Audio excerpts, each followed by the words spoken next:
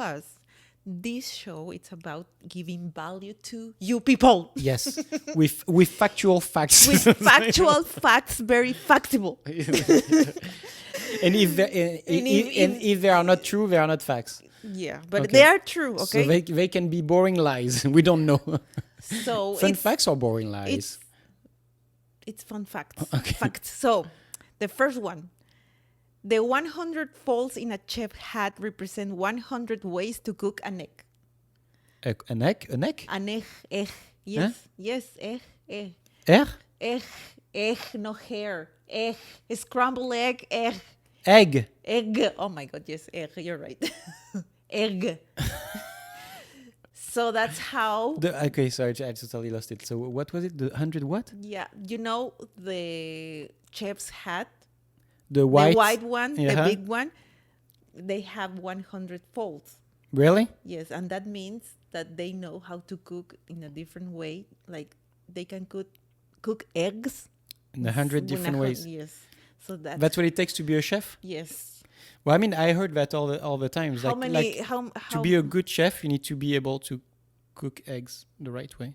do you think you're a good chef? Mm. He cooks very good sometimes. Sometimes. He uses a lot of Thanks salt. to my instant pot. Yeah. The second one, the unicorn is the national animal of Scotland, and that's a fact. The Unicorn. The emblem. Yeah, the unicorn is the national animal of Scotland. Oh. Although it's a fabled creature, the national animal of Scotland is actually the mythical unicorn, chosen because of its association with dominance and chivalry. Chivalry? Oh my God. Chivalry. That, as well as purity and innocence in Celtic mythology.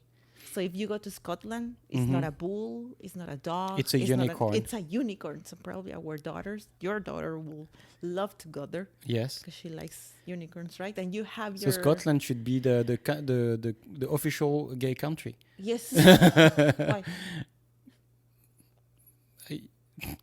Are you trying to be Scottish right now? And say, why are you insulting my country? Why? Because of unicorns Yeah. and rainbows and rainbows and unicorns. It was a good moment to show you have shown your socks. My what? Okay. Yeah, the unicorn socks, we've seen it, I think. Yes. The unicorn farting rainbows. Yeah. So the third one, Yes. if you are in the middle of a discussion, all of a sudden, did you know that you can hear a blue whale's heartbeat from more than 2 miles away? Oh, yeah, I knew that actually. Yeah. You should say, okay. You know why? And you know their sound, like it can cover like from one end of an ocean to the other. He knows more about The sound of fact the than whales. I do. The world's largest animal's heart weighs 400 pounds. The heart of a whale, 400 pounds. Okay, the fourth one. Did you know that Elvis Presley only won 3 Grammys in all his life? Yes, but millions of dollars. Yeah, I know. But the king of rock and roll had 18 number 1 hits in his career, but struck out on 11 nominations. He only won 3. He struck out of 11 of 14 of nominations. 14 nominations. Okay, so if you really want to know how many grapes are you drinking? Like how many grapes are in a bottle of wine? Did you know? How many grapes does it take to make a bottle of wine? Yes. Oh, okay. Yes. Thank you. Now I understand. Thank you. 700 grapes. So if you want to know if you are having a fruit salad, Yes. because you want to be healthy, Yeah, okay. as Pepe. Yes. 700 grapes to make one bottle of wine. One bottle of wine, 700. So you are very healthy. The next one. Did you know that Cheers. for 700 grapes, to produce a $1 bill, it cost 5 cents. Okay, good. So now you know. So $1 bill it costs 5 cents to make. Yeah. Okay. So now you know. If all of a sudden you want to bring that to the table, Yes. during a conversation. Yeah, I'm sure. Yeah. Probably they are talking about. Did you know? How much does it cost to make a $1 bill? 5 cents. Yes. See, I'm the smart people in this world. Next one. There's a world record for the most world record titles. So there's a guy in United States That holds the most world record records. Yeah, titles, he and I'm has- sure they're all silly. Yeah, they are all silly, but he has 600 World World records, records. 600. plus the world record that he because he has the world record of the most records. Yes, yes, yes, yes. So he has 601. So, do you have examples of the few that he has? New York resident in his lifetime ranking heaviest shoes. Like you say, like he holds the record for carrying the heaviest shoes. Like 323 pounds. Okay. It's very silly. Yeah, well, you can make a world record out Of everything. anything. Yeah. Yeah. What would you be your world record? The most volume of pee per week. Oh my God, yes. Seriously, yes. The biggest volume of pee per week. Yes. Okay, next facts. Next fact. Next fact. No one knows how William Shakespeare's name was really spelled. Not even he. I was reading. Huh? Yeah, He didn't even know? He didn't even know because I was Shakespeare.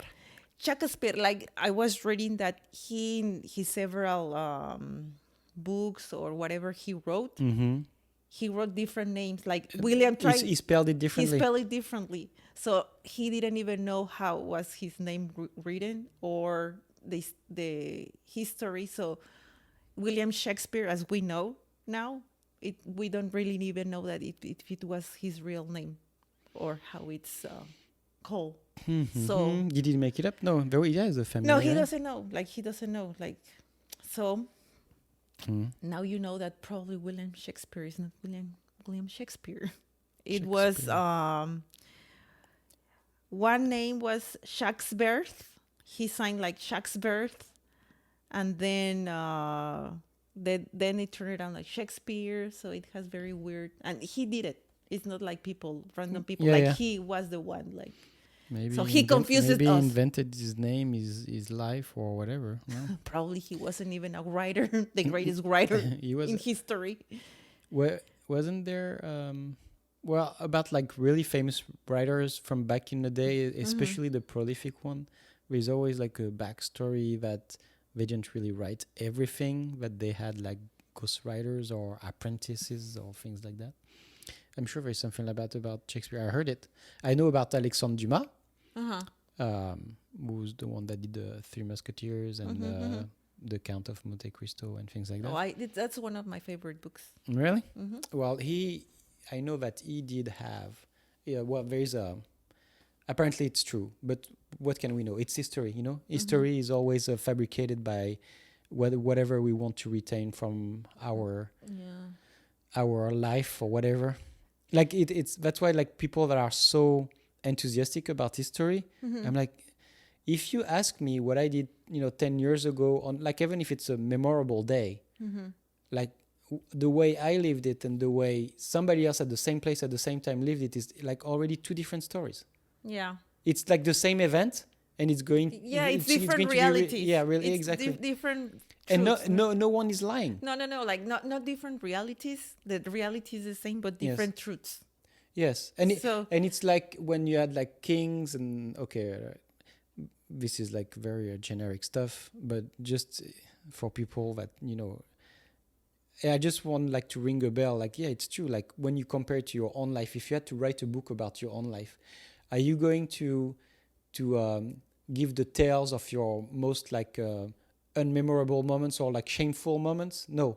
So when you had kings that were saying, okay, write something about my life, all the it brilliant was like, okay, things that I did. Yes, I'm 7 feet tall. No, you're like 5'4". Like, no, you're right. I'm 7 feet tall. Well, like, and I killed 1,000 men in one day. And then you're reading it. Oh, look at that! Look at this guy! Look at this guy. Well, William Shakespeare was one of the. I mean, his splendor was when Elizabeth I. Yes. Queen Elizabeth. Yes. Because she was really into culture, and all this stuff. So that's why he was one of the most prolific writers during this golden age of England. Because why was he? Because it was a comment. It was a comment from the. It was a comment. It was an order. No, because Elizabeth. Yes. He really liked the way he was writing, and she was also sponsoring. Oh, so she was paying him. Yeah, okay. Yeah. So that's why he was very prolific. Mm-hmm. So I don't want to say the date because it's not going to match with when we put this episode. But today we celebrate Edgar Allan Poe. It's one of my favorites also, as well, because of his scary and very dark way. What type of anniversary? He died in 1900, right? Yes, yeah, he died, and he was a very troubled man, as we all know. No, it's not him. But and he died in the poverty in the street. So someone found him lying on the street, and his last words were like, "May God have mercy of my troubled soul," and those were his last words. And of course it's the truth. Like, I love that. No, the last words, that's a great fact of historical facts as well, because all great figures are really great last words. Yeah, and he was very troubled, as we all know. Like, he was a very troubled man. Yeah. He was persecuted because the way he was presenting his novel. Yes.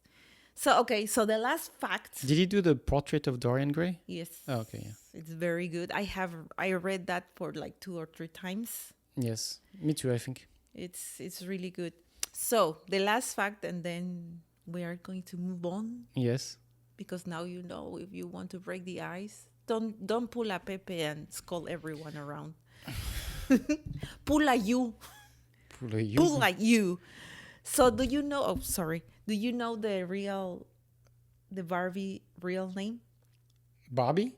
Mm-hmm. Barbie's full name. No. Barbara Millicent Roberts.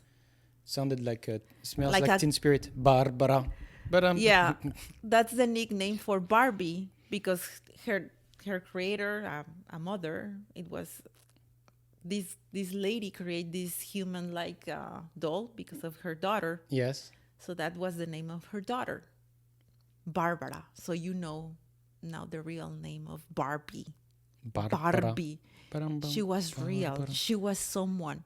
She has hopes. Yeah. She had dreams, more than a dream house. Yeah, she had legs that were twice the size of her torso, and the waist, the tiny waist. Well, yeah, there's and feet always like this, always like on tippy toes. Tippy toes. I always wanted a Barbie, but my parents never bought me one. Yeah, good parents.